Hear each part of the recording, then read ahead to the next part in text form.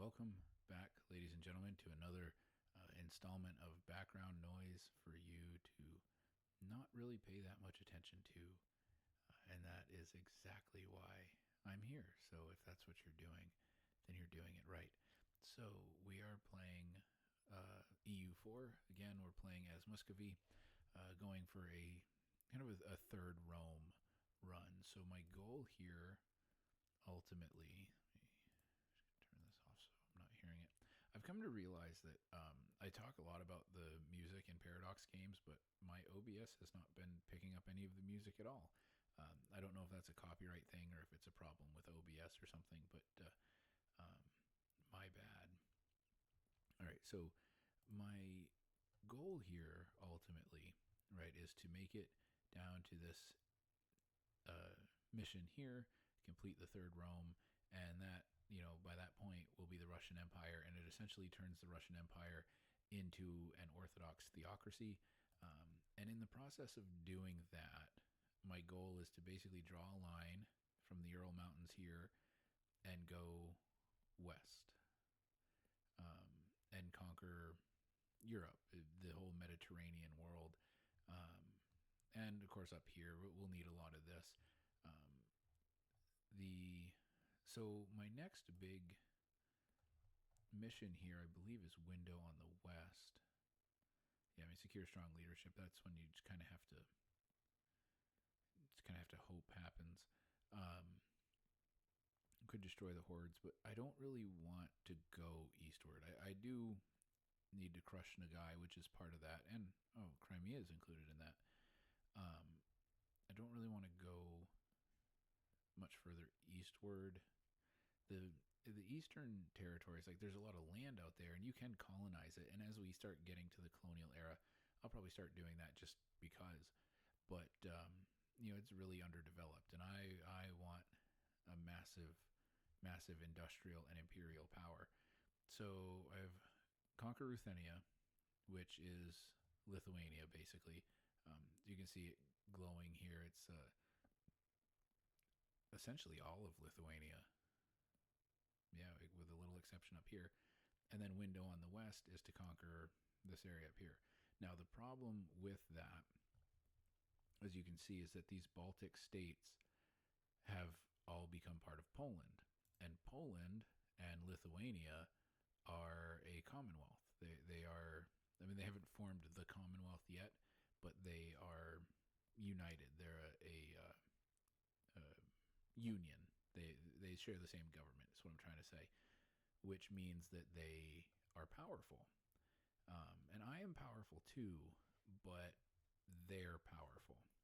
So another option, I don't know if we have any claims up here. No, so we don't have any claims up in this region, but we could start trying to claim some of this. I think some of these missions, I think if I get window on the west, yeah. See, if I do window on the west, it will give me claims up here. These guys have become a vassal. See how long until 1487. Oh, so I could annex them soon. I just need to get them to 190 opinion, which, we'll get there. So that problem is, do I have a truce with Nagai? No. They're allied with Crimea. I need to take Crimea as part of this. So probably this will be my first thing. What I'll do here is crush Nagai, take as much of Crimea as I can. See, is Theodoro? Yeah, they're a vassal of mine. Good. It's 41 and has no legal heir.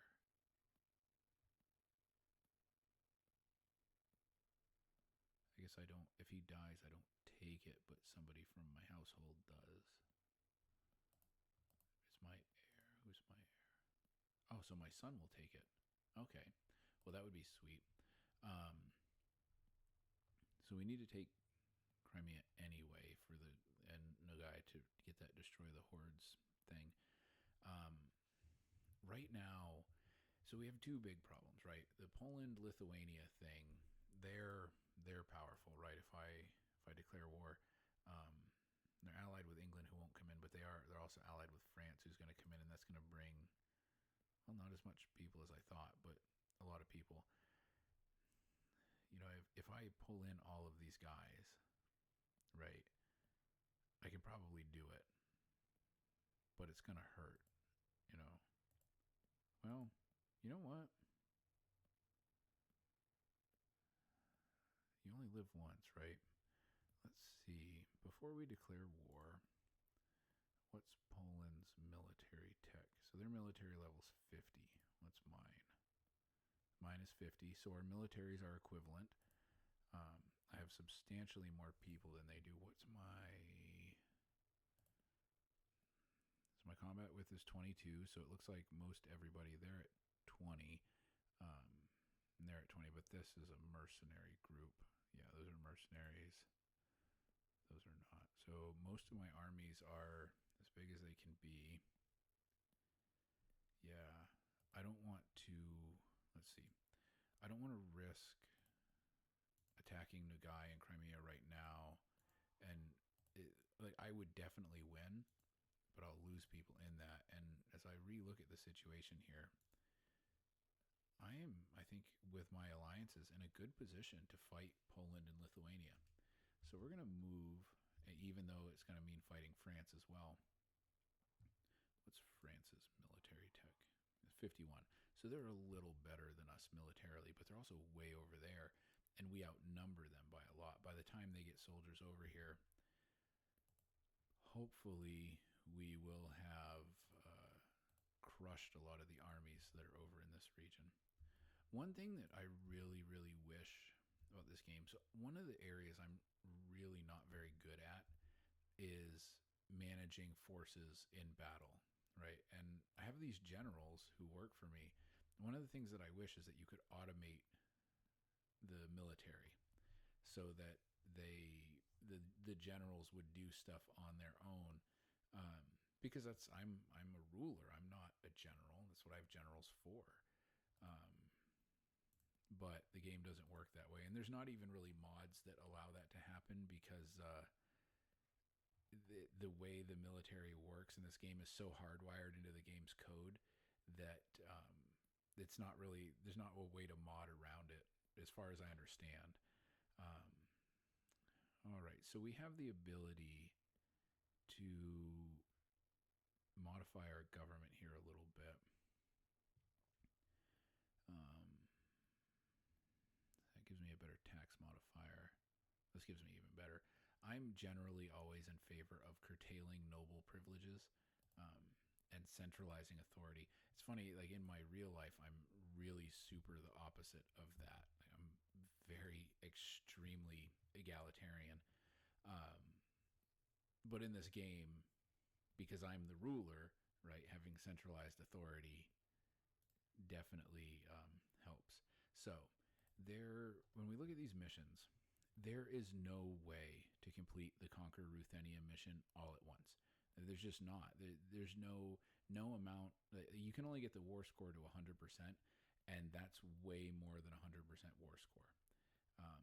But Window on the West, we can at least accomplish most of it at once. So I'm going to go for that first, and if I can take some of Lithuania in the process, that's what I'm going to do. But we'll see here. We'll see. The bigger thing here is weakening Poland. Of the two of them, Poland is the stronger. So by weakening Poland, we weaken Lithuania in the process. So, oh, and of course now Hungary's not going to participate. The allies are like that, you know. We might get them.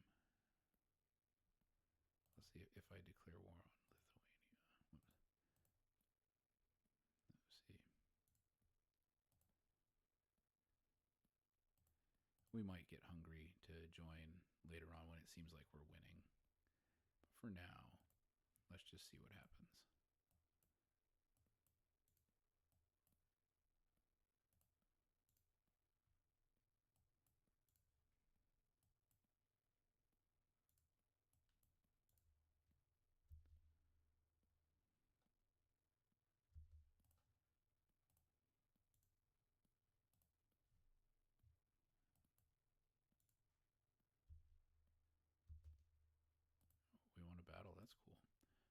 expected to lose that.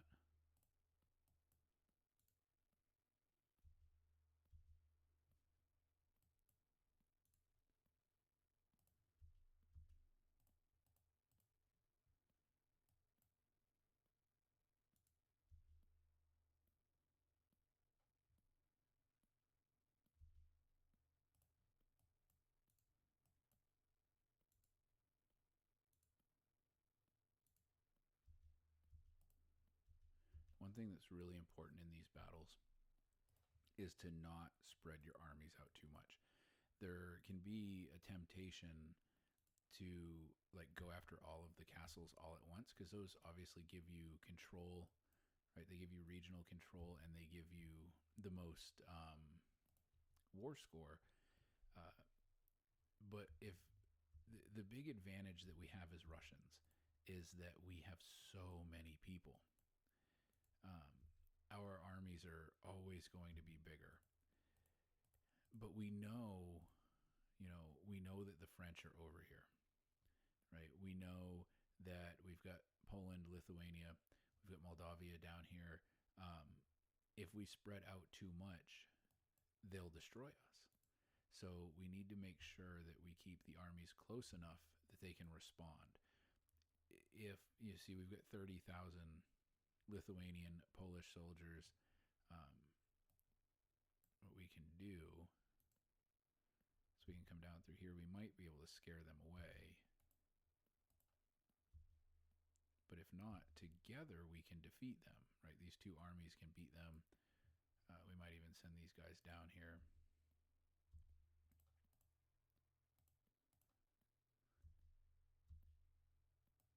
Well, maybe not. I didn't expect them to break that siege. See, now there's 80,000 of them, right? So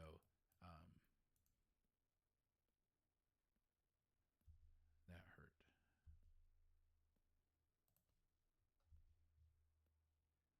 See, I was really counting on Hungary to get involved.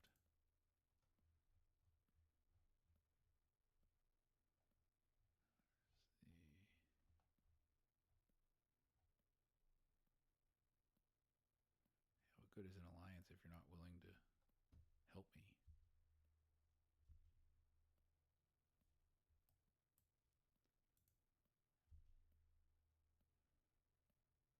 But anyway, that's why you have to be careful not to spread out. See, in there, I sent half my army to fight a battle that I expected them to be able to win, and they got overwhelmed. Now, the full army probably would have won that battle because we would have outnumbered them by quite a bit.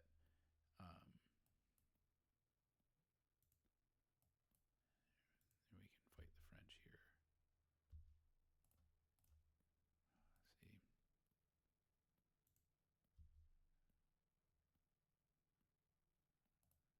That is frustrating, but it's okay. Everything is okay.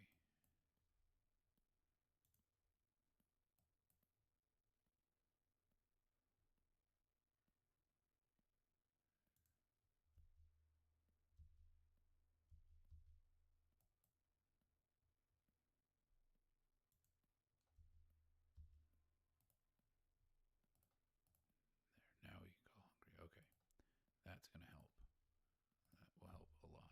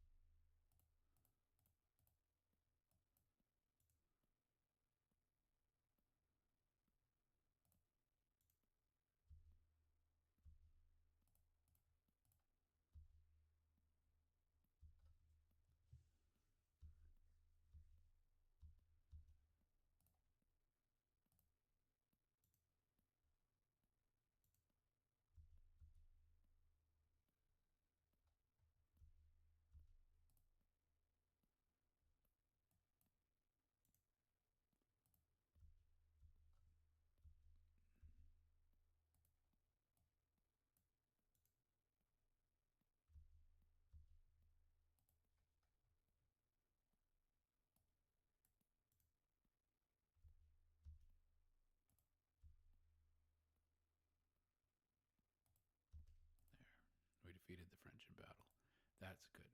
That helps. That's going to hurt the morale of the French, and it's going to help the morale of our soldiers. It helps my morale for sure. Um,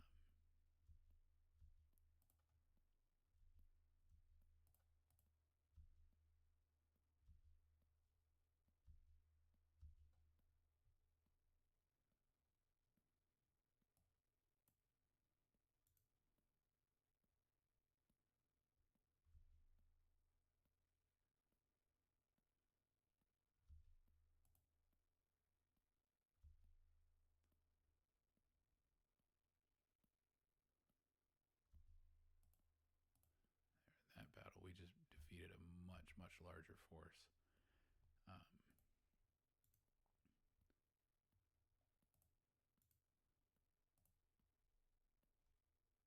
which helps. All of it helps. Let's see. Maybe we can hire some mercenaries. We've got a lot of money.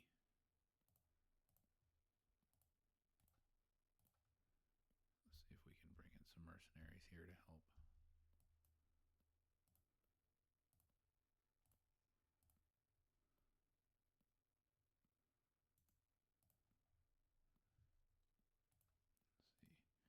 France has no vested interest in this other than their alliance. So hopefully, as we keep winning, we can convince them to just go away.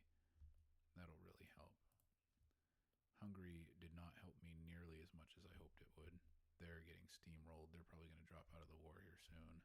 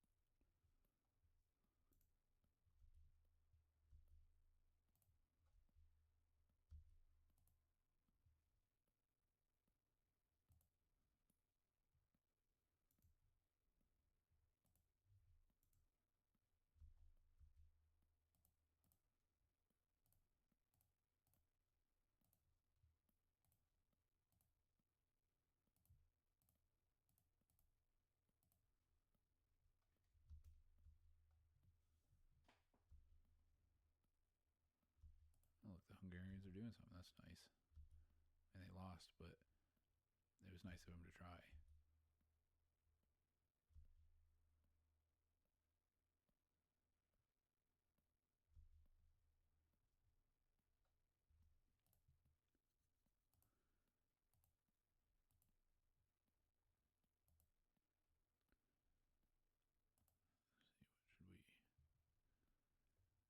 What should we invest in? I think we'll go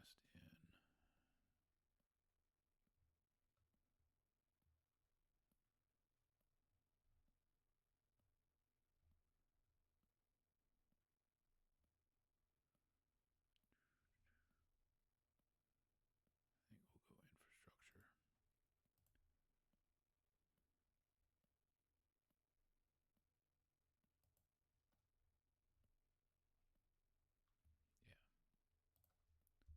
Yeah.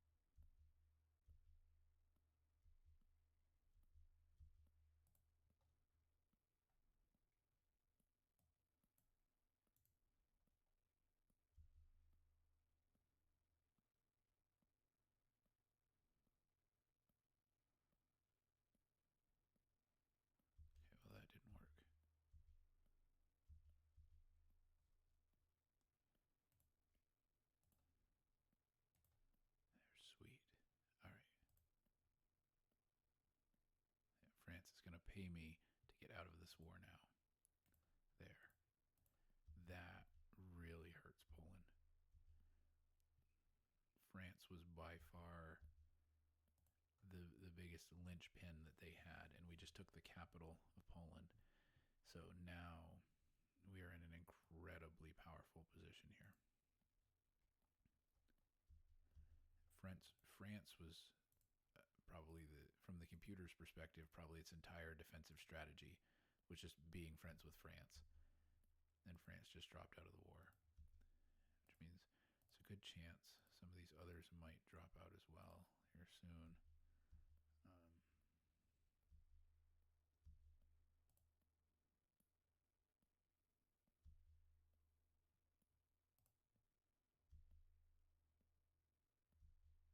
Just want to be careful because they still have quite a few soldiers and a 3-star general.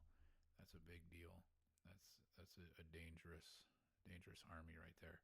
So we just want to be careful still not to get too spread out.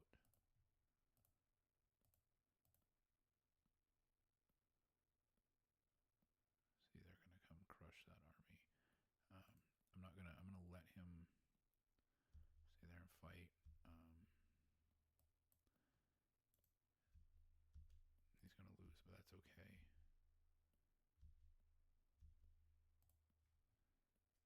Because we're winning in these other places.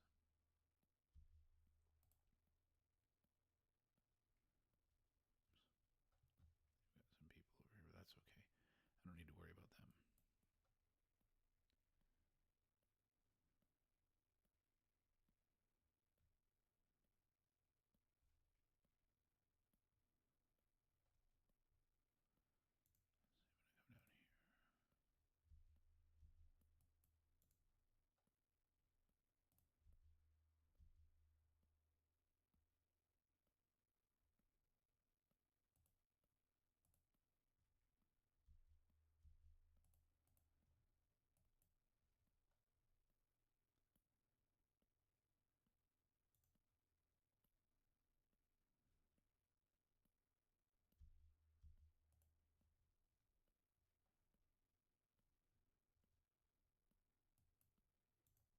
One of the big advantages of being Russia is its size. So when you look here, they have now occupied these 2 areas. That's not costing me barely any war score at all. I mean, look how big I am, and they haven't occupied a single fort. They've taken a couple little provinces. I mean, that's inconsequential. Inconsequential.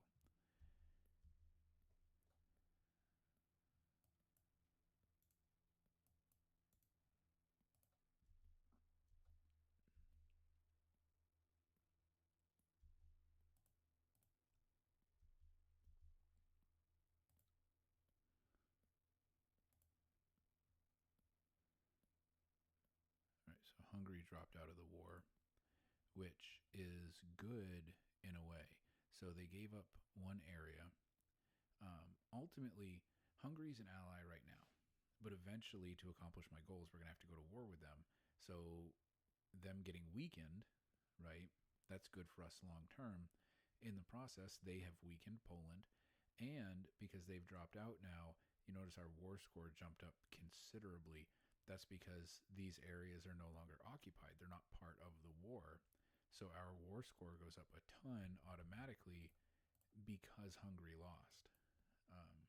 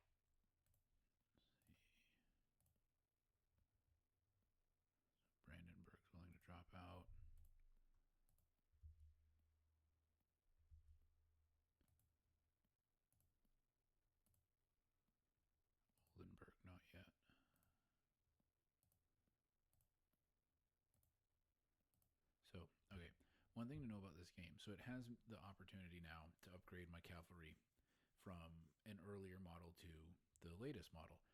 Never do this in the midst of the war. Basically, your army morale automatically goes down to zero. The idea being that your soldiers are being like re-outfitted, reorganized, trained on the new weapon systems and that sort of stuff. So if you do that, it makes your entire army exceptionally weak for a brief period of time, but enough of a period of time that if the enemy's paying attention, they can take advantage of that. So you never want to do that during war. You always want to wait till the war is over.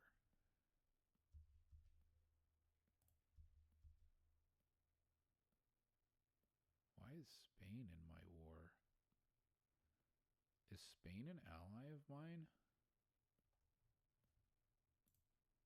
Am I connected to Spain?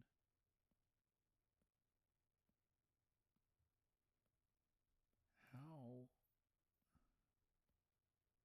They're not allied with Hungary. How is Spain?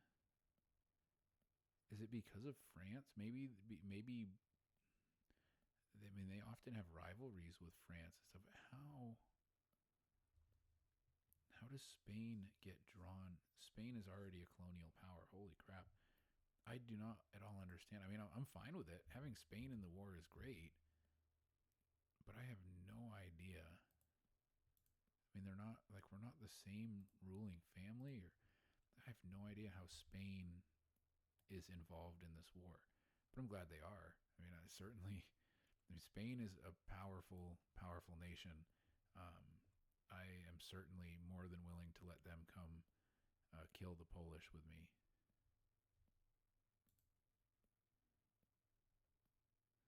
I'm going to send the mercenaries back here because we seem to have a lot of Polish forces in this area.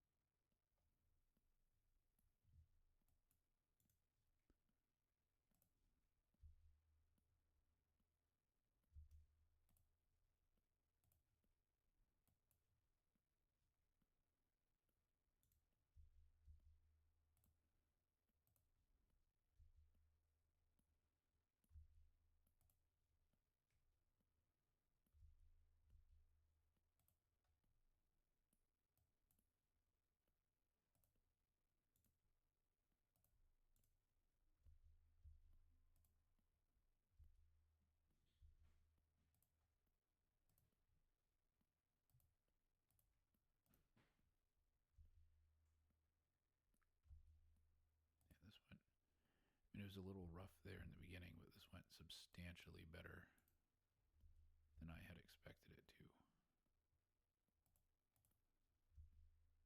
This is really, really going to hurt Poland and Lithuania, um, who are at this moment really. So, Poland, Lithuania, I would have considered one of my biggest threats. The Ottomans are definitely my biggest threat at this point. The Ottomans are really, really powerful here in the beginning.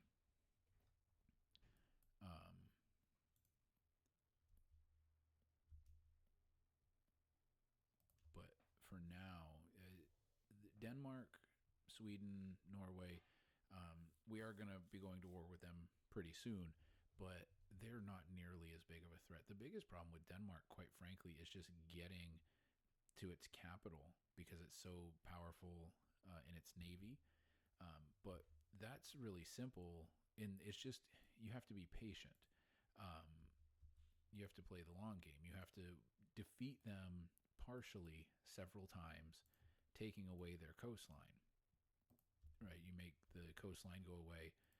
It's harder for them to support larger navies. You take trade nodes away and stuff like that. You can eventually wear down Denmark to where you can make it impossible for them to fight, for them to protect their capital. But it takes, several wars to do it. All right, so they're asking for peace now. I'm not willing to negotiate just yet. But let's see if we can. So, what does window on the west require?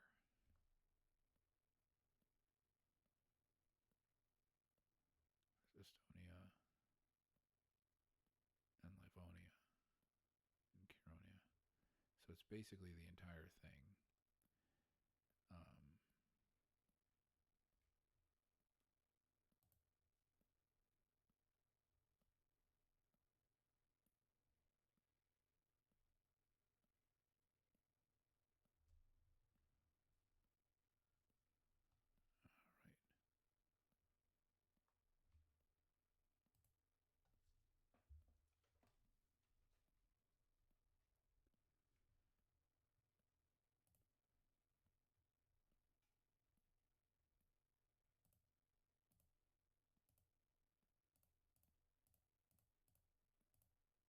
Wow, yeah, it looks like they're going to give up the whole thing. Will they give up Danzig? Yeah.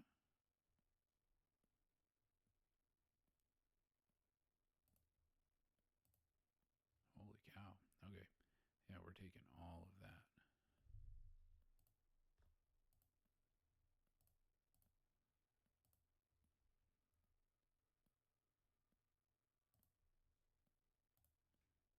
Start making cores here. So that went substantially better than I expected it to. Now, again, we still don't have the window on the west fully because we need to take Riga. Now, Riga is allied with the Teutonic Order, and Bremen, these are basically nobodies. Well, I guess they're not nobodies, but so we're going to start building a spy network.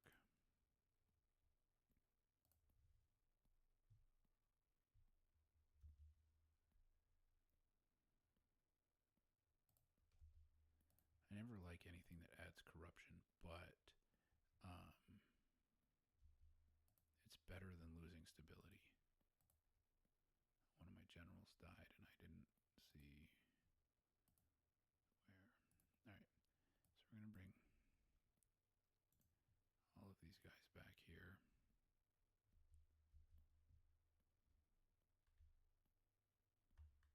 So we're losing those claims, but that's okay. Remember a while back I took a decision that made all of our claims temporary, but it made it easier for us to make new claims.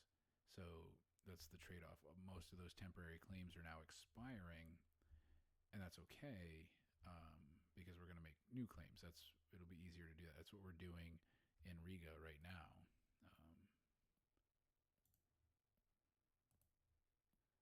You just sort of send these guys out to places.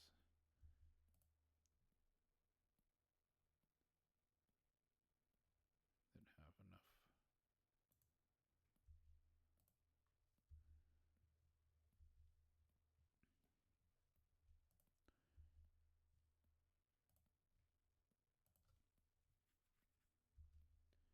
Now that we're in peacetime, and it's going to be a little bit before we go to war, we can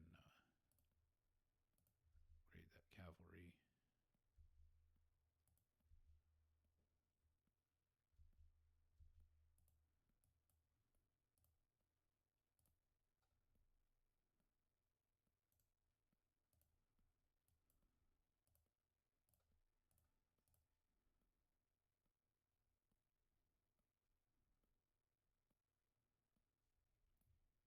Place that can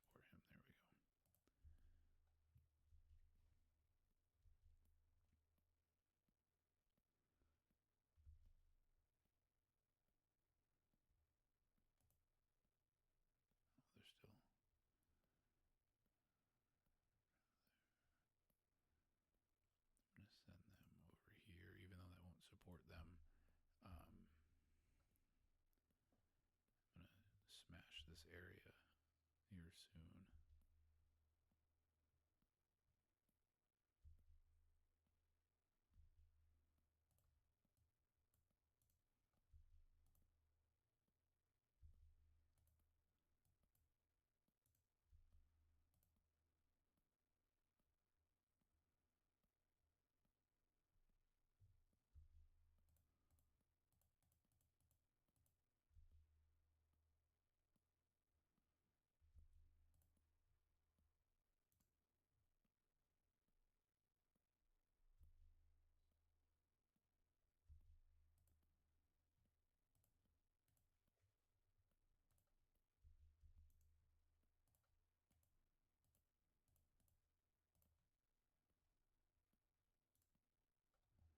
So we're going to declare war on Riga. Gives us a chance to attack the Teutonic Order as well and kind of just get rid of them. And we outnumber all these guys by so much.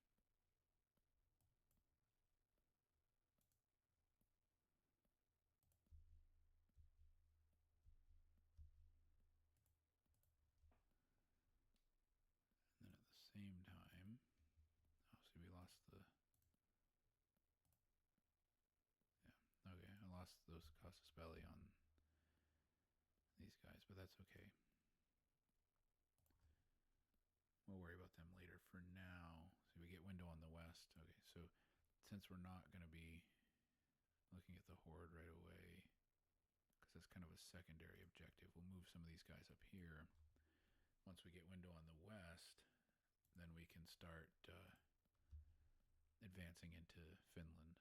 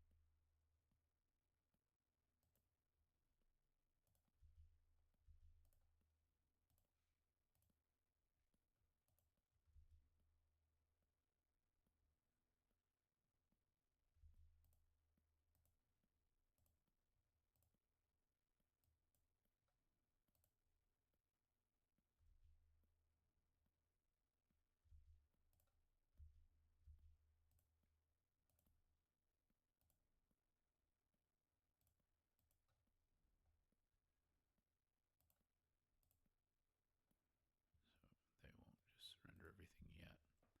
Once our war score gets high enough. Where were they even?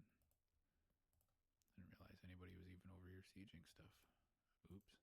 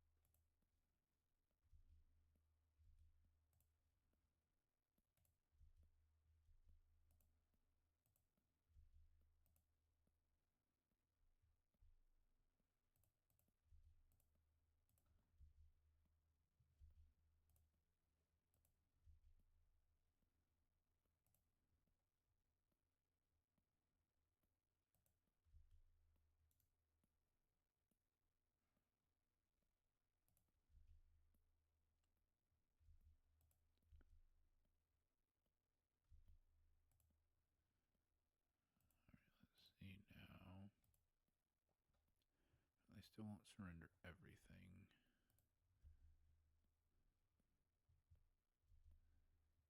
Maybe some of the other guys will drop out, though.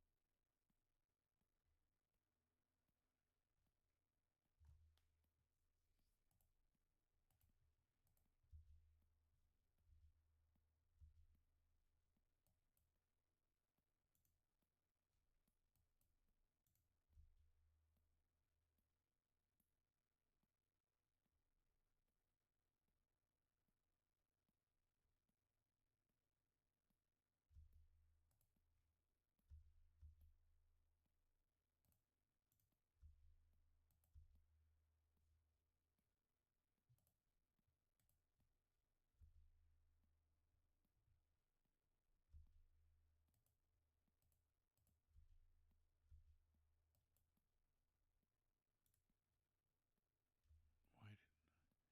So you don't understand. This is something that'll happen sometimes in the game. So this army was up here, and they had a path to Dithmarchen. And they come all the way down here, and then all of a sudden they can't now, and so they have to go completely around. But, like, I don't know. I don't understand why it does that.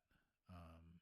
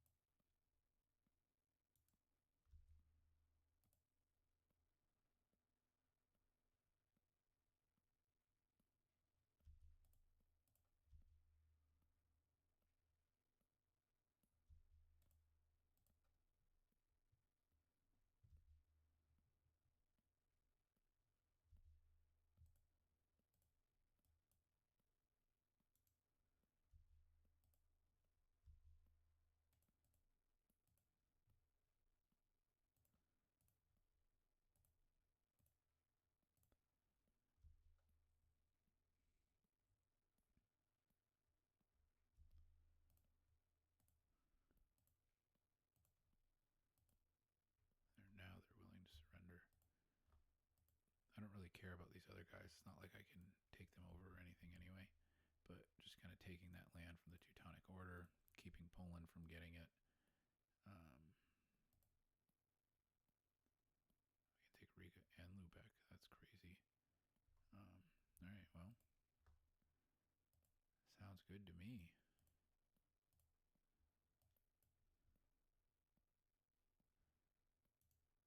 So we're going to send all of these guys back home. We've completed window on the west. So there's that. So we've expanded rapidly. We're taking a lot of Baltic coastline here. The next move, I think, will therefore be up into these regions. The Holy Roman Empire wants me to give back territory. That ain't happening. All right, well, for now, I think I am going to stop this video here. Kind of about halfway through this, my second monitor just disconnected for some reason. So at this point, I'm kind of hoping that OBS is even still recording. So I think it's been probably close to an hour.